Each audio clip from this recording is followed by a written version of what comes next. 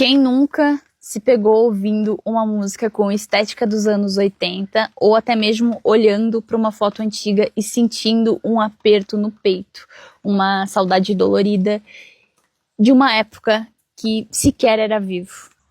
Hoje a gente tem a participação de uma vaca. Talvez eu tenha que cortar. Ela tá me olhando. A gente tem que cortar. Gente, quem? Eu e as vozes, né, cara? Mas talvez eu tenha que cortar alguns pontos e... Enfim. É muito fatal, cara. Eu decido gravar algum evento externo que não está no meu controle. Interfere. E isso me incomoda muito. Porque são coisas que eu estou aprendendo a lidar. Com coisas que não estão no meu controle. Ai, cara. Enfim. Eu esperando o próximo mugido. Ah, mas é muita doideira, né, cara? A gente vive numa era em que o presente ele parece muito rápido para ser processado e o futuro incerto demais para ser desejado. Eu venho falando isso nos últimos vídeos. E diante dessa cultura contemporânea aí que a gente acaba percebendo que a estética que a gente consome hoje, né, seja no retorno ali dos anos 2000, com aqueles neon melancólico do synthwave, ou até mesmo o escapismo, né, do cottagecore, que não é só mais um capricho de moda, mas acaba sendo um sintoma. Eu acho que a vaquinha hoje, para ilustrar aqui o cottagecore, eu acho que é muito interessante. Mas a gente observa a nostalgia. A nostalgia é um sentimento que ele mistura uma alegria com um luto, né? Com uma perda, com uma tristeza. Então é um sentimento muito único, né? E essa nostalgia, ela acaba operando como um mecanismo de defesa coletivo. Eu sou Amanda, psicanalista e escritora, e hoje eu trago uma temática ao qual eu venho observando já faz um tempo, que é sobre a nostalgia, né? Como esse mecanismo de defesa. E aqui o objetivo é trazer a filosofia existencial para o nosso dia a dia, para que a gente consiga transformar isso em algo prático. Então, se você se identifica, considere se inscrever. A minha meta é chegar nos 500 inscritos em breve. Eu tenho algumas coisas para fazer quando eu chegar nos 500 inscritos. Então, eu espero que até o final desse mês eu consiga, mas eu não sei. Se você gosta de filosofia e você não sabe por onde começar, eu venho criando conteúdos lá no Instagram, onde eu busco descomplicar a filosofia, trazendo comparativos de grandes nomes da filosofia, para te trazer um olhar mais prático sobre o assunto e te dando um norte sobre os pensadores. O fato é que a aceleração digital, ela acabou mudando muito, né, a nossa relação com a cronologia, com o tempo. Porque antigamente, o tempo, ele era linear, né? Ontem, hoje e amanhã.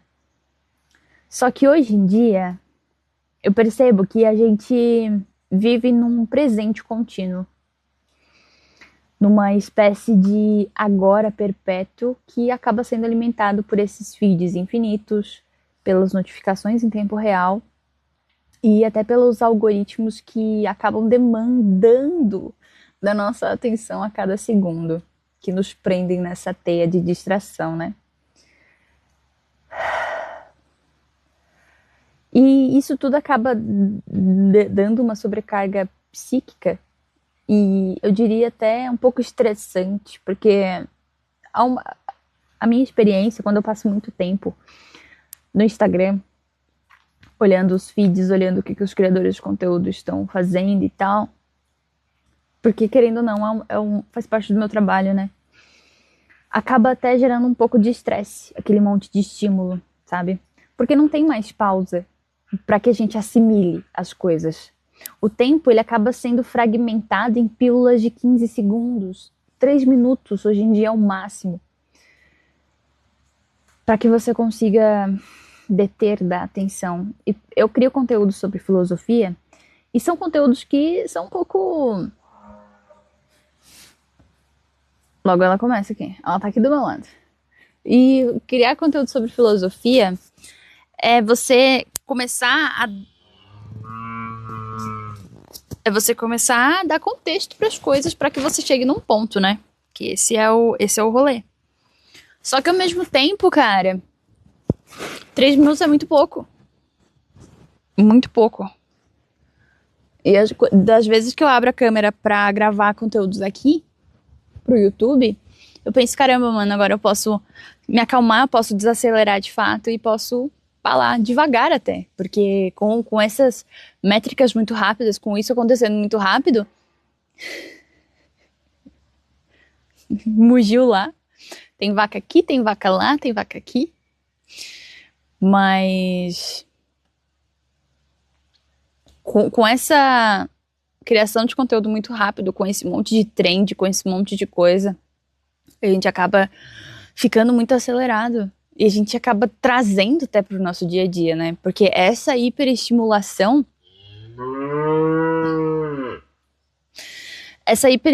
ela acaba impedindo que o nosso cérebro processe o presente. E o que acaba gerando aí uma exaustão mental crônica e até mesmo uma profunda sensação de desamparo. Sem contar também, né, que a gente acaba perdendo a nossa ancoragem aqui nessa matéria. Porque quando tudo muda o tempo todo, acaba que nada fica fixo, né? Então a gente acaba perdendo esses marcos temporais que muitas vezes é o que nos dava a sensação de estabilidade e de continuidade histórica até. Eu acho que com essa parada da nostalgia a gente acaba meio que trazendo o passado como um refúgio mesmo, né? Então a gente olha para esse passado nostálgico e a gente não vê como um fato histórico de fato, que tem ali as suas dores, que tem as suas contradições, só que a gente acaba vendo tudo isso como um santuário estético um pouco higienizado, né? As tendências atuais, elas são uma manifestação visual e sonora desse jeito, né, que a gente imagina que é desacelerar. Quando eu falei do cottagecore, é até essa romantização da vida rural, né, do fazer manual, do cultivo da terra, do silêncio, uma antítese um pouco exata, né, desse apartamento urbano que é hiperconectado e desse trabalho corporativo um tanto quanto abstrato. Então, até vejo bastante pessoas falar: ai, ela é camponesa, estilo camponesa. Mano, você sabe o que é uma camponesa na nossa realidade brasileira? Pra ver como é romantizado até essa visão da camponesa, vestidinho florido. Absurdo, cara. Então eu acabo percebendo que acaba sendo um desejo, né, de um tempo que corresponde ao ritmo das estações e não ao das notificações em si. E os anos 2000 vem muito com essa roupagem, né, com esse resgate dessa virada, desse milênio que acaba evocando aí uma época em que a internet ainda era só um lugar para onde a gente ia. E até esse resgate, né, dessa virada do milênio ali dos anos 2000, que acaba evocando aí uma época em que a internet ainda era um lugar onde a gente ia, como eu falei nos vídeos anteriores. Então, a internet ela acabava sendo um destino que a gente acessava e a gente saía depois pra gente viver a vida real, e não um ecossistema invisível que acaba nos engolindo por completo. Então, havia um otimismo um tanto quanto tecnológico e não essa vigilância de dados que a gente acaba se deparando na atualidade, né? E a synthwave e a retrowave, né, que são aí as músicas de anos 80,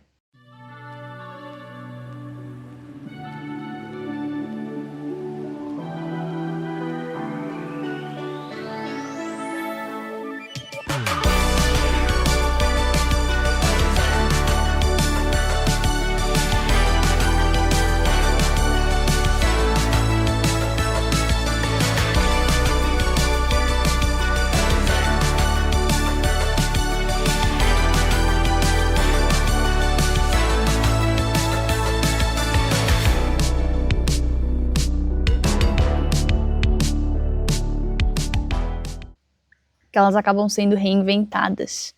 E, curiosamente, muitos dos jovens que consomem essa estética sequer eram vivos na década de 1980. Eu sou uma dessas jovens. Eu consumo muitos artistas da década de 80, da década de 90. E isso acaba até se tratando aí de uma anacronia, né? Uma saudade de um futuro que se era dito, que talvez tivesse em algum momento nos prometido, mas só que acaba que nunca se realizou, né? Então, quando a gente olha pro retrovisor dessa cultura que se é trazida... Cara, falando até em cultura, eu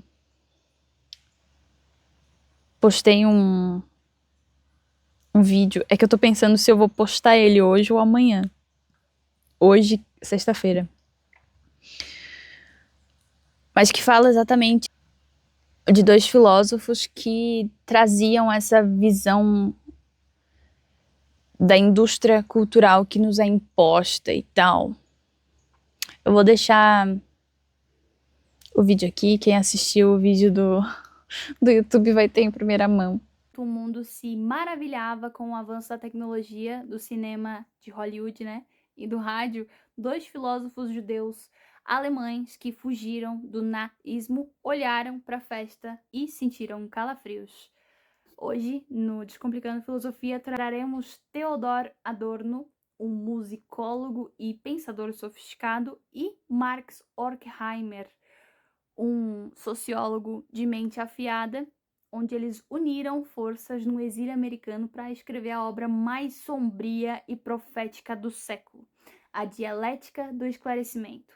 Eles não duelaram entre si, mas eles uniram seus intelectos para declarar guerra contra o inimigo mais sutil e perigoso da história, a indústria cultural. Antes deles, os filósofos achavam que o avanço da ciência, da razão e da tecnologia iria iluminar a humanidade e nos livrar da ignorância medieval. Adorno e Horkheimer provaram o oposto.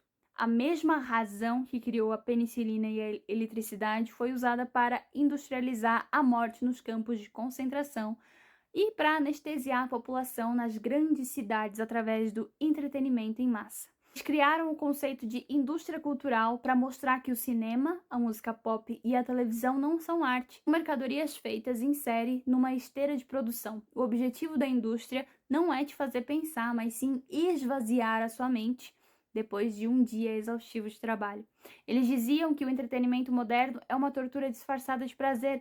Ele te dá a ilusão de uma escolha, onde você escolhe ali o filme na Netflix ou o vídeo no TikTok, mas todos os produtos seguem a mesmíssima fórmula previsível para manter o seu cérebro passivo e obediente ao sistema. E o ponto mais alto desse diagnóstico todo de Adorno e Horkheimer é a destruição da ilusão de que nós somos indivíduos autênticos com gostos originais. Para eles, a maior vitória do sistema foi fazer você acreditar que a sua identidade é livre. Para achar que você é rebelde porque você ouve uma música alternativa ou porque você consome um conteúdo fora da bolha, Adorno e Horkheimer dão um soco no seu estômago e mostram que a indústria cultural calcula até a sua rebeldia. O sistema cria nichos específicos para cada tipo de frustração humana. Encontre um tipo de mercadoria correspondente. Então, nós não consumimos o que a gente quer, nós consumimos o que fomos adestrados a desejar. O tempo livre virou apenas uma extensão do tempo de trabalho, onde você consome entretenimento barato para recarregar as baterias e continuar produzindo amanhã. E embora Adorno fosse muito mais radical e pessimista em relação à arte da massa, né, porque ele odiava o jazz e o cinema de entretenimento, e Horkheimer tentasse manter uma análise social mais estruturada sobre a economia, ambos se davam as mãos na urgência de salvar a capacidade do pensar. Os dois sabiam que a sociedade de massa tende a liquidar o indivíduo, transformando a massa de vida interior em um deserto padronizado. Então, tanto o músico sofisticado quanto o sociólogo entendiam que a única forma de resistência real é a recusa de ser anestesiado. É manter o pensamento crítico afiado, mesmo que isso signifique carregar o peso de ver o mundo sem o filtro colorido das ilusões da indústria. É muito interessante para os dias de hoje, você não acha? E dado a esses pensamentos pensantes que já se eram trazidos aí logo após um pós-guerra, né? Eu me pergunto por que a gente é tão obcecado por tempos que já se foram. Sempre há um saudosismo, né? Em qualquer geração. Qualquer geração vai vir com aquela frase do tipo: antigamente não era assim. A gente vai acabar virando. Nós jovens de hoje seremos os velhos adultos de amanhã que vão falar que no nosso tempo era melhor, entendeu? Mas a real é que essa nostalgia coletiva, ela acaba sendo um grito de socorro de uma sociedade que está exausta, sabe? E eu não tô falando só dos tempos atuais, obviamente que todos esses dados que eu trouxe em relação a essa exaustão por estímulo que a gente acaba tendo, mas cada época, cada década ali tem as suas peculiaridades, as suas particularidades, né? Acaba que a gente acaba transformando o passado numa mercadoria de conforto, porque a gente acaba sendo privado da capacidade de imaginar o amanhã. O filósofo Mark Fisher, ele acaba chamando isso de o lento cancelamento do futuro, que é a nossa incapacidade dessa nossa cultura de produzir formas genuinamente novas de viver e de criar, restando-nos só a reciclagem desses fantasmas do passado. Então, quando a gente acaba aí romantizando os nossos anos 80, 90 e 2000, acaba sendo uma tentativa desesperada de habitar um tempo onde as coisas pareciam ter peso, pareciam ter texturas, parecia até ter contornos definidos, né? É buscar a previsibilidade num mundo em que acaba se tornando líquido e imprevisível. Só que chega um momento em que essa anestesia nostálgica acaba tendo um risco, porque quando a gente usa o passado como um escudo para nos proteger do peso do presente, a gente acaba correndo o risco de nos tornarmos espectadores passivos dessa nossa própria história. Então, a desaceleração que muitas vezes a gente acaba buscando nas telas, que a gente acaba consumindo, essas estéticas aconchegantes, ela acaba sendo um paliativo temporário, né? Porque a verdadeira desaceleração, que seria a cura, né, para essa sobrecarga psíquica, ela não vai estar em investir um figurino ali de outra década, ou até mesmo de simular uma vida de campo através do algoritmo, mas ela está na nossa capacidade de reconquistar o tempo presente, de impor limites a essa máquina digital e de reatar o fio dessa nossa própria história, porque o passado, ele é um ótimo lugar para se visitar, e ele é o que vai nos contar essa história do que já foi, só que ele é um lugar perigoso para se morar. É claro que a nossa mente, ela não vai buscar só desaceleração estética, mas ela vai buscar uma sobrevivência emocional.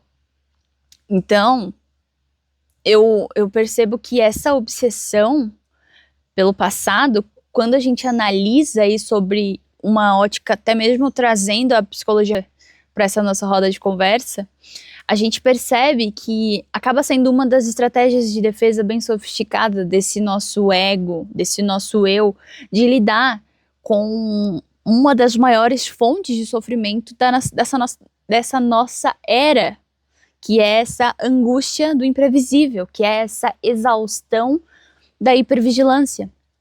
Então, o presente e o futuro, eles acabam compartilhando essa característica inerente e um tanto quanto violenta para essa nossa mente humana, que é a incerteza.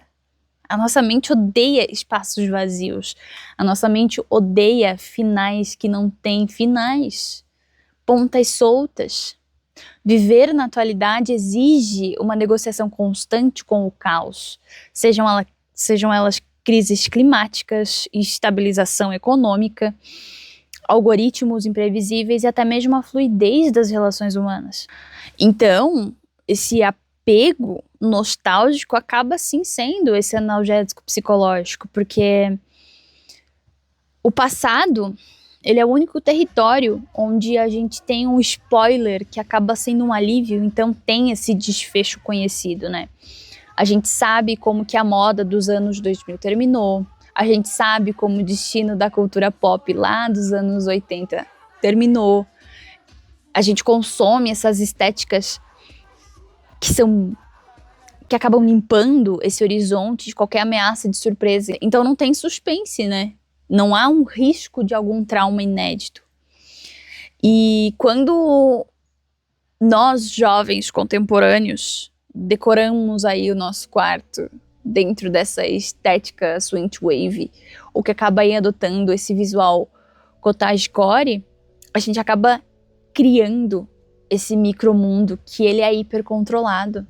Então a gente acaba tendo essa obsessão estética como escudo, que é essa obsessão pelo detalhe visual, né? Um filtro de foto nostálgica, as polaroids, o vinil lá na estante, a paleta de cores, que acaba sendo uma tentativa da gente impor ordem ao caos. Porque se a gente não pode controlar os rumos do mundo lá fora, eu consigo dominar isso tudo milimetricamente, essa realidade que eu construo ao meu redor. E obviamente que eu não estou aqui criticando como alguém deve ou não viver, ou como alguém deve ou não sentir, ou se a gente tem necessariamente que fugir dessa anestesia, porque a gente acaba se anestesiando contra essa angústia, né? São observações que eu trago, não são julgamentos. Então, quando a gente observa essa repetição e essa fixação por formas conhecidas, e a gente começa a observar que essas fixações, elas geram essa anestesia emocional que ela é benigna. Então a nossa mente, que lá está exausta de tentar prever o próximo segundo que vai, né, da nossa timeline, finalmente ela relaxa porque ela sabe exatamente o que vai vir a seguir nesse nosso mundo construído. E na psicanálise a gente fala muito sobre a regressão, que é um mecanismo de defesa em que o indivíduo, diante de algum trauma ou de algum estresse insuportável, ele retorna os estágios anteriores desse desenvolvimento, onde esse indivíduo acabava se sentindo seguro, se sentia protegido. Então, coletivamente, a gente acaba vivendo uma regressão psíquica que ela é introduzida pela cultura, né? Um fenômeno muito interessante dessa nossa atualidade é a anemoia. Já ouviu falar? Anemoia é a nostalgia por um tempo que nunca se viveu. Gerações que nasceram imersas nas telas choram pelo fim dos anos 90 ou acabam idealizando a calmaria bucólica ali do século XIX. Então a gente acaba vivendo nessa era de ouro fantasiada, que é um mito indispensável, porque ela não precisa ter sido real, ela precisa só funcionar como esse útero simbólico. E quando a gente traz o desligamento da nossa hipervigilância, a gente entende que viver no século XXI significa estar em estado de alerta perpétuo. Então a gente acaba sendo vigiado por dados, a gente acaba sendo avaliado por métricas sociais, cobrados por produtividade, bombardeados por estratégias globais que estão ali na palma da mão. Então essa hipervigilância, ela drena essa nossa energia psíquica. O retorno simbólico a essa era mítica, ela acaba atuando como um interruptor. Ali, naquele espaço estético idealizado, o ego, que é o nosso eu, consegue finalmente desligar os radares. Então, quando a gente mergulha numa estética nostálgica, a gente acaba buscando essa mesma suspensão de responsabilidade e essa mesma proteção absoluta que é o feto que acaba tendo ali no útero materno, né? E até de uma criança pequena que tem no colo dos pais, que é essa segurança, que é um espaço onde as demandas do mundo adulto e hiperconectado não pode alcançá-lo. Eu acho muito interessante que essa investigação nos coloca diante de um espelho desconfortável, que é o da nossa sociedade estar regredindo, porque crescer e avançar torna-se doloroso demais. Porque quando a gente transforma a nossa cultura pop e o consumo de estéticas em um imenso berçário terapêutico, a busca pela previsibilidade... Nossa, mas eu tô com a língua muito travada hoje. Mas a busca pela imprevisibilidade e pelo útero protetor do passado mostra que a nossa capacidade de resiliência psicológica acaba operando no limite. Então a gente acaba usando essa beleza de outras épocas para cobrir feridas de uma realidade que não consegue digerir. Eu criei o Prisma, que é um dos meus projetos mais densos e o meu grande filho do mundo. E o Prisma, ele nasce originalmente como uma ferramenta anual desenvolvida para minha própria prática clínica, focada nesse bem-estar e na autoconsciência.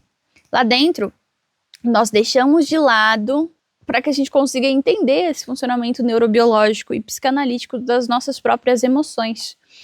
Além disso, o projeto ele conta com uma biblioteca completa de autores para que você consiga emergir de cabeça nesse assunto, saindo da passividade do algoritmo e assumindo um papel de cientista dessa sua própria mente, além de eu te dar ferramentas para que você construa o seu próprio mapa emocional e para que você consiga entender das suas repetições.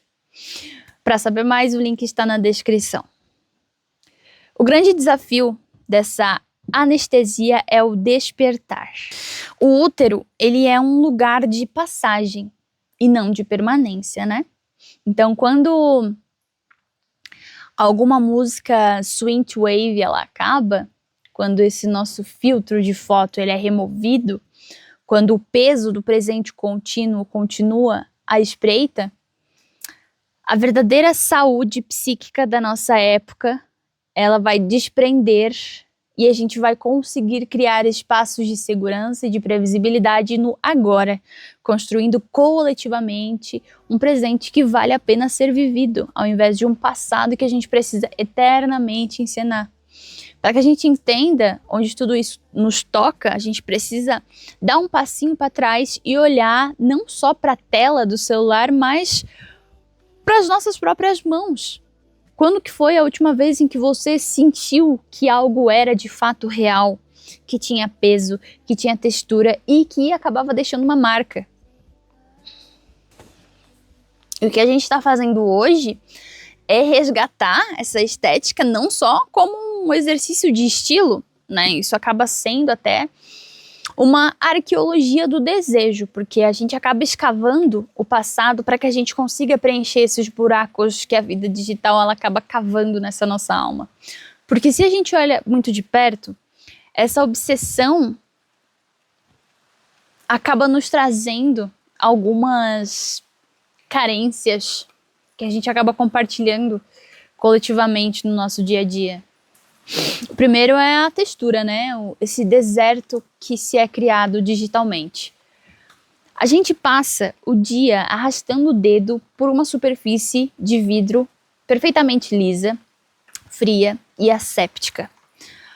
O nosso feed do Instagram, do Twitter, sei lá o que você usa, ele acaba sendo infinito. Só que ele não tem relevo. Então, o minimalismo desses aplicativos, ele elimina essas arestas, ele elimina os erros e as imperfeições. E o mundo digital, ele acaba sendo esse deserto perfeitamente polido. E aqui, a nossa cabecinha, ela acaba reagindo a uma pulsão pelo tátil. A gente acaba buscando esse erro que conforta, né? Então a busca por discos de vinil, né, que tem ali os seus chiados e as suas peculiaridades, a busca pela fotografia analógica, né, com aquele grão estourado, até mesmo com o risco do filme queimar, pelas fitas cassete e pelas cores super saturadas, acaba sendo uma rebelião sensorial, né? Então a gente sente saudade desse ruído. Por mais que eu não tenha vivido a época dos vinis, eu observo que o vinil ele exige você um ritual, de você tirar a capa, de você posicionar a agulha. A foto analógica, ela exige a espera por esse desenvolvimento. E a gente quer o atrito. A gente quer o peso das coisas para que a gente consiga nos lembrar de que nós também temos peso e espaço no mundo, e não que somos só fantasmas flutuando em nuvens de dados.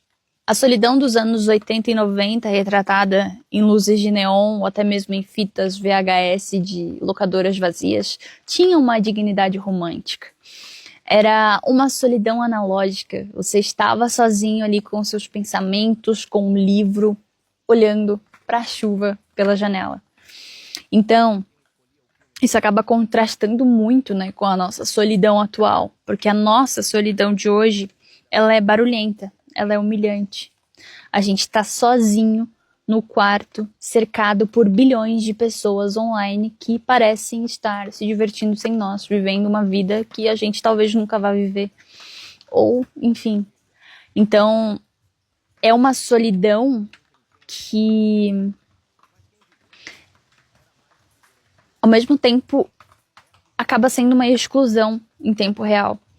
Por isso que, muitas vezes, a gente prefere a melancolia poética do passado, né? Porque ela é acolhedora, ela é mansa e ela nos permite sofrer em paz, sem a pressão de ter que parecer feliz por um algoritmo. Antigamente, as pessoas sabiam quem eram pelos seus papéis sociais tradicionais, pela comunidade de bairro, pela profissão que passava de pai para filho. E o presente, ele dissolveu todas as narrativas. Hoje somos livres para sermos o que quisermos, o que soa um pouco libertador, só que na prática gera um vazio identitário muito aterrorizante. Eu lembro que na minha época de adolescente me falavam: o futuro só depende de você. Eu não sabia se eu ficava feliz ou se eu chorava.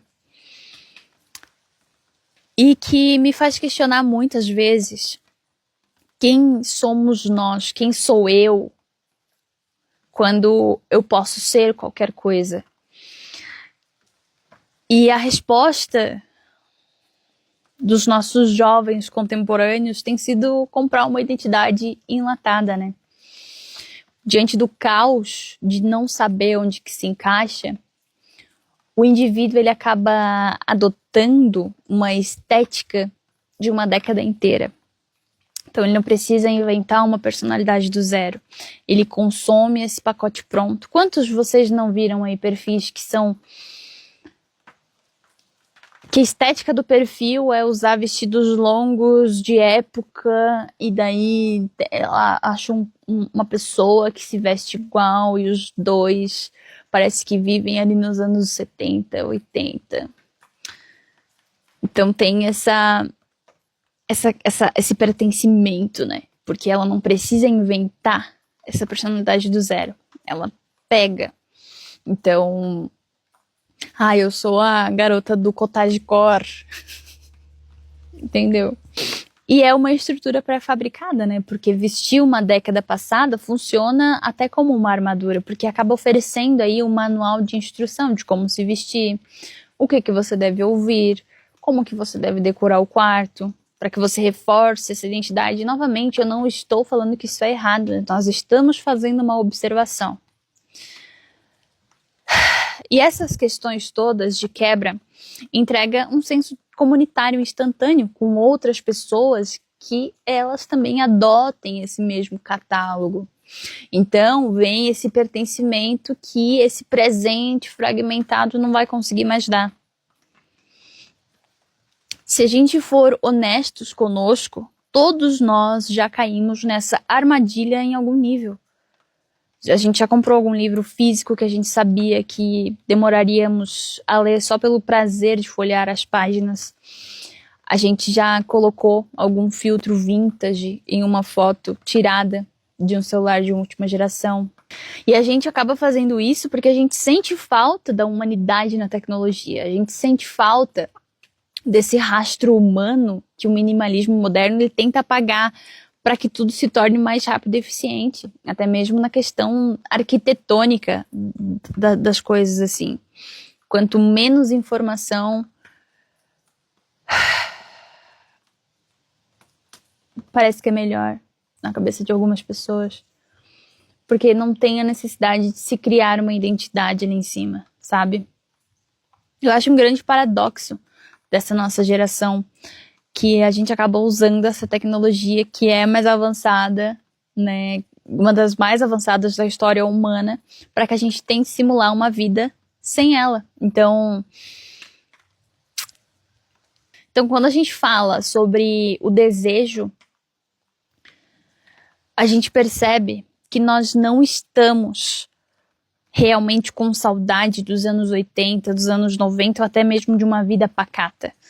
Muitas vezes podemos estar com saudade de nós mesmos. Estamos com saudades da nossa capacidade de focar numa única coisa, de tocar em alguma coisa real, de sentir que essa melancolia é nossa e que ela não é introduzida do feed por alguém, sabe? Então, a estética, ela acaba nos salvando temporariamente desse deserto digital, que talvez seja a verdadeira conexão que ainda precisamos precisamos conhecer, longe das telas, longe dessa programação que é nos imposta. E se a gente começa a explorar um pouquinho mais, a gente deixa de falar só sobre consumo e estilo, para que a gente comece a encarar os nossos fantasmas mais profundos, que é o medo da liberdade, o horror ao envelhecimento e a nossa insistência em habitar mentiras reconfortantes. Eu penso, se a estética ela é a superfície, o que está por trás desse oceano, dessa nossa psique? Sartre já dizia a frase que soa como uma profecia ou uma condenação, que é onde o homem está condenado a ser livre. E para os existencialistas, a liberdade, ela não é uma festa, ela é um peso muito esmagador. Porque significa que o futuro é um abismo em branco e nós somos os únicos responsáveis por desenhá-lo.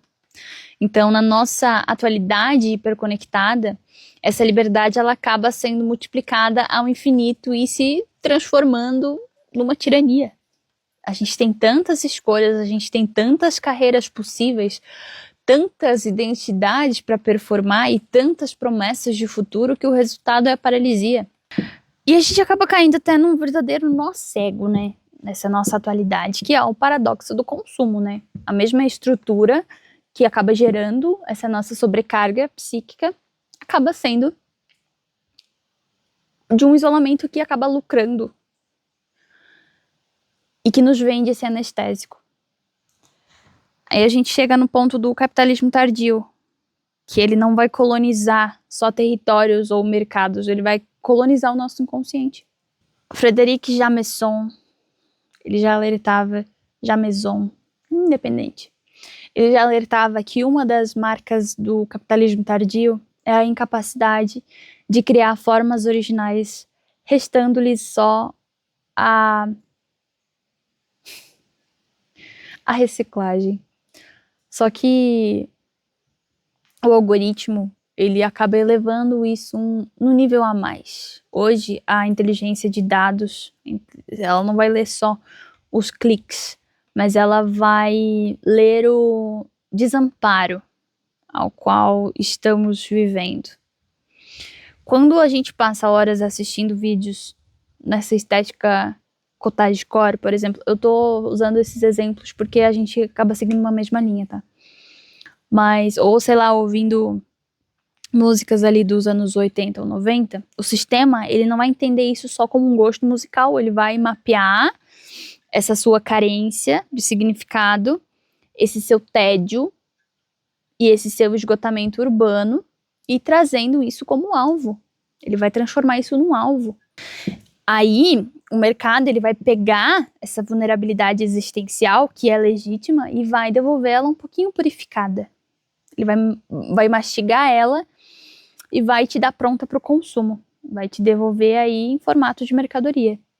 Você não precisa mudar de vida para você fazer terapia ou para você se organizar politicamente para desacelerar o seu mundo.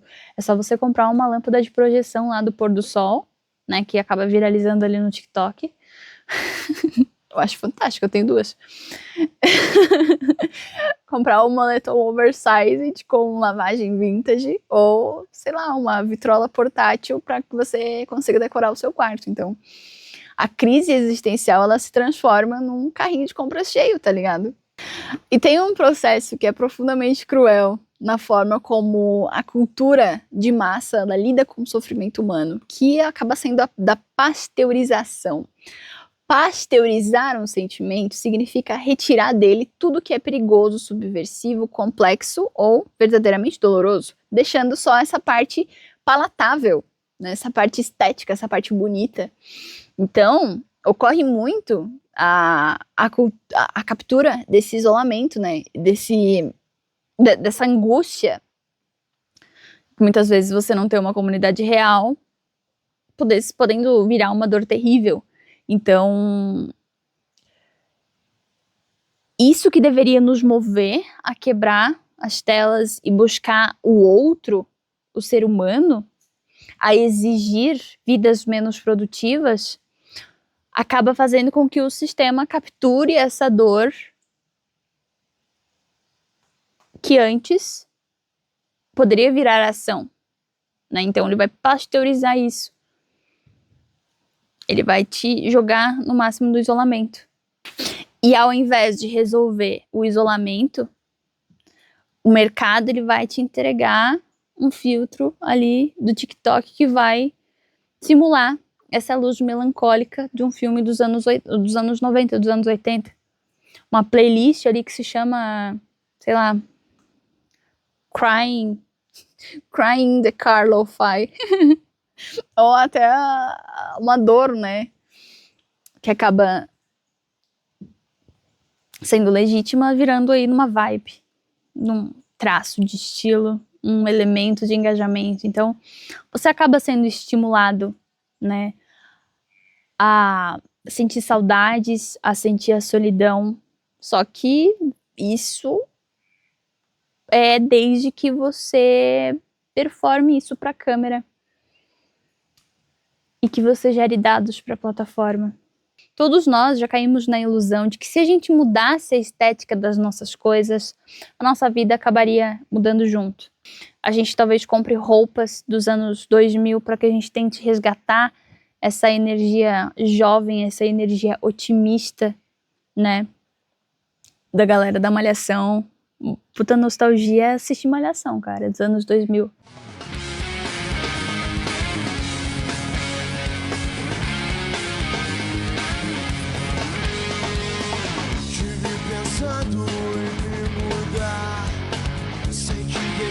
Pra trás, yeah.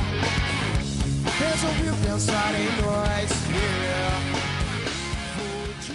yeah. Que muitas vezes esse nosso trabalho acaba drenando. A gente gasta dinheiro em objetos analógicos para que a gente tente sentir um pouquinho mais dessa textura, dessa humanidade. E isso acaba alimentando, né, essa máquina que nos adoece, para comprar dela um remédio que não vai nos curar. Então, toda vez que a gente compra uma estética nostálgica para que a gente preencha esse vazio, nós acabamos assinando um termo de consentimento com esse sistema. Porque o mercado, ele quer você realmente assim, nostálgico, isolado, melancólico e profundamente consumista. Porque uma pessoa que sente saudades do passado compra produtos. Uma pessoa que decide agir no presente reconstrói a realidade. Então, essa estética vintage que a gente acaba consumindo pode até ser muito bonita, só que, e mesmo assim, não, como eu falei, não tem crime algum você achar conforto nessa estética. Só que o real problema, quando a gente começa a observar nesses lados negativos, é que a gente acaba aceitando a mercadoria no lugar da experiência em si. Então, muitas vezes, essas luminárias de pôr do sol não vai substituir o calor do sol na tua pele. O vinil na tua estante não vai substituir uma conversa sincera, olho no olho, com alguém que você consiga conversar. Nenhuma roupa dos anos 90 vai devolver você ao futuro. A nossa libertação nesse processo digital, ela não tá no auge do que a gente pode comprar para lembrar do passado, mas no que estamos dispostos a desligar para começar a viver o agora. E eu tô testando algumas formas de edição de vídeo.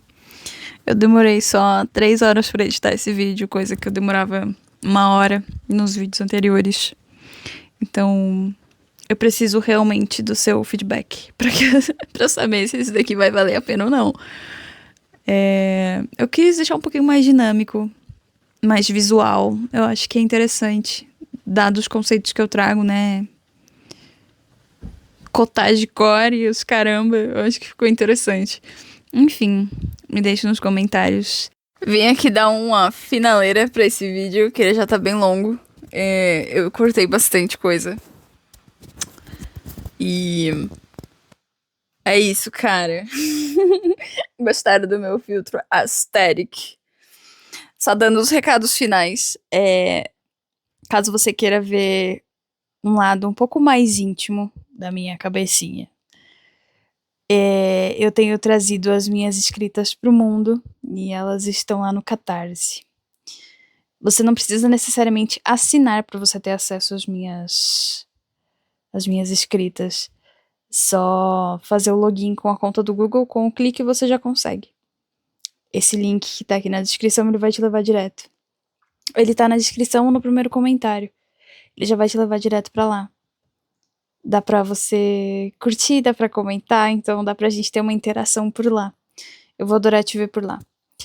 E podcast e redes sociais, né, cara? Lá no podcast é um pouco mais voltado pra individuação e tal.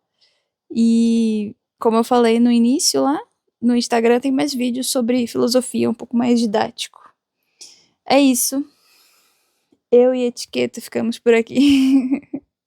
Obrigado por ter sustentado esse pensamento pensante comigo. E é isso, galera. Tchau. Escolha o seu caminho. E a gente se vê lá do outro lado.